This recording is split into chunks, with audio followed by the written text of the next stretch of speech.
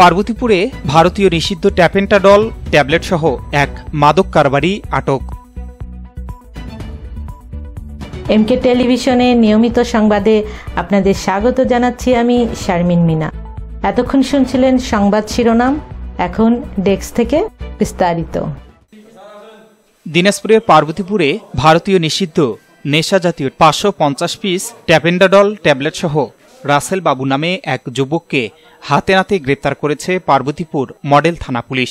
সে উপজেলার জাহানাবাদ এলাকার উত্তর সালন্দার সর্দারপাড়া গ্রামের আনোয়ার হোসেনের ছেলে বলে জানা যায়।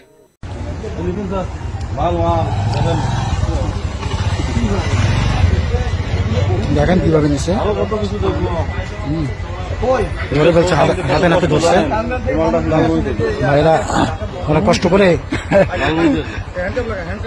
ধরছে তাদেরকে। জানি না কি অবস্থা। গোপন সংবাদের ভিত্তিতে মডেল থানা পুলিশের এসআই দুলাল সঙ্গীয় ফোর্সসহ শনিবার দুপুরে পার্বতীপুর টার্মিনাল সড়কের বাজাজ মোটরসাইকেল শোরুমের নিকট থেকে মাদক কারবারি সন্দেহে রাসেল বাবুকে আটক করে।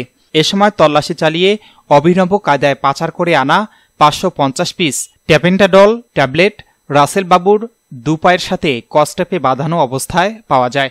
তার স্বীকারোক্তিতেই এসব নিষিদ্ধ ট্যাবলেট লালমনিরহাট থেকে সড়কপথে পার্বতীপুর বাজারে নেওয়া হচ্ছিল বলে পুলিশ জানায়।